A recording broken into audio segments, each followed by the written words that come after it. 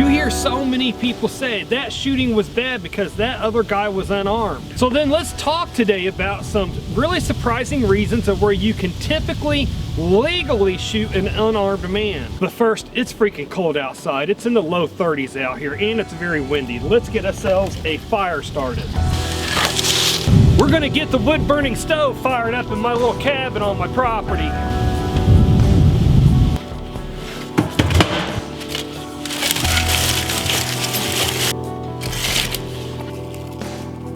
Okay, now since we got this going and I don't feel like I'm gonna freeze to death, here is a quick list of where you would typically be justified in shooting an unarmed man. Example number 1, an unarmed attacker has you pinned to a hard surface, aka a full mount. And that attacker is repeatedly punching or pounding you in your face or your head while you're pinned to the ground. The difference between this and MMA is that in MMA they have a softer surface than what you would be if you had a violent attacker having you pinned to the ground. So you have a softer surface that your head would be hitting in MMA. Plus, they have a ref that will stop that ground and pound before the guy that's pinned on the bottom will be seriously injured or killed. And folks, this should go without saying in this video, but I am only talking about killing unarmed attackers that are attacking you to the point that it is about to cost you your life. The next example, another unarmed attacker has you pinned to the ground again, aka full mount, but this time instead of punching you in your face or your head while you're down on the ground, this time he's got you by your hair and he's pounding your head into the asphalt or the concrete or whatever's underneath you. This kind of an action from an unarmed attacker could very easily cause you a concussion or even kill you as he's repeatedly bashing your head into that hard surface. Example number 3, an unarmed attacker is trying to forcibly sexually assault you. In many states, you can use deadly force to stop somebody from raping you, whether they are armed or unarmed. And really fast before we go into the next example, make sure you know your area's state's laws on self-defense. Many of the examples that I'm giving in today's video are going to be in line with states that have stand your ground and castle doctrine laws. So it is your responsibility to make sure that you know your state's laws on self-defense so you don't get yourself in legal trouble. Example number 4, when a person is much larger and stronger than you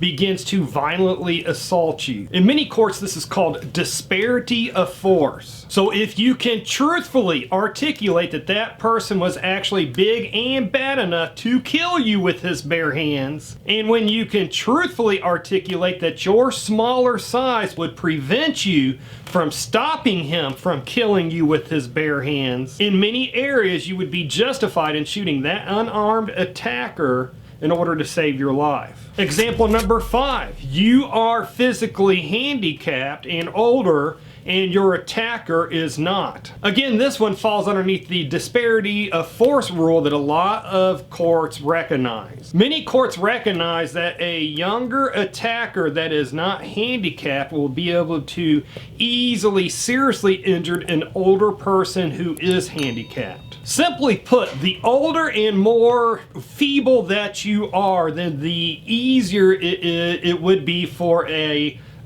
unarmed attacker to seriously hurt or kill you with his bare hands. So the more old and feeble that you are, the quicker you will be able to resort to deadly force to defend yourself against an unarmed attacker. Example number 6, an unarmed attacker makes you believe that he is armed with a deadly weapon. So you shoot him, and then after you shoot him, it is discovered that he was not armed and that he was unarmed. An example might be a mugger comes up to you with his hand in his pocket and he points his pocket at you like he's pointing a gun at you inside of his pocket.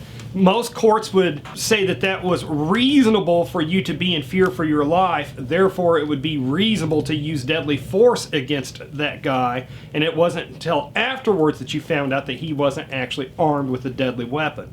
And here's a really quick tip. to protect myself and my family, I belong to Firearms Legal Protection. You protect yourself and they will protect you legally. Belonging to something like Firearms Legal Protection is the best way that you can protect yourself against a liberal prosecutor who hates guns and hates self-defenders. Link below if you want to check them out. Example number 7, you have multiple unarmed attackers assaulting you. This again falls underneath the disparity of force law or rule that so many courts recognize. When you have multiple attackers, they are very easily able to overpower you and seriously injure you. There has been many times where people have died after they have been repeatedly kicked in their head after multiple attackers have forced them onto the ground. Example number 8, an unarmed person tries to abduct you. Let's say you're walking down a dark street and some person starts trying to pull you into the bushes or starts trying to pull you into an alley. Nothing good is going to happen to you once that person abducts you and gets you into a hidden spot. So in most states that have good self-defense laws, you could be able to use deadly force against that unarmed person trying to abduct you. Example number 9, an unarmed carjacker starts violently attacking you and trying to yank you out of your car. In many states, you would be justified in shooting that unarmed carjacker,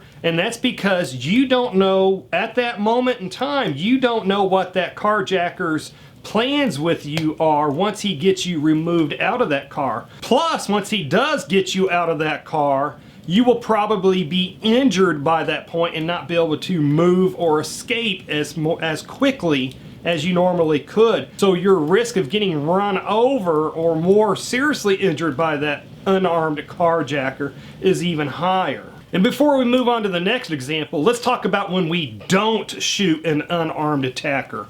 We never shoot an unarmed attacker if all we fear is just getting beat up a little bit. We only shoot somebody, whether they're armed or unarmed, when we are honestly in fear for our life and or at least serious bodily injury, which is more than a black eye or a split lip. Example number 10, when you are receiving repeated blows by your unarmed attacker against your head, and those repeated blows are coming to the point to where you feel like you are going to be killed and or receive a serious concussion and or knocked unconscious. This is especially true if you have not willingly went into combat with that person, aka why they are an attacker and this is not mutual combat. And let's get an example number 11. I want you to comment down below with an example number 11 of another example of when you would be just legally justified in most areas to shoot an unarmed attacker. And did you realize that after a self-defense shooting, immediately after that self-defense shooting,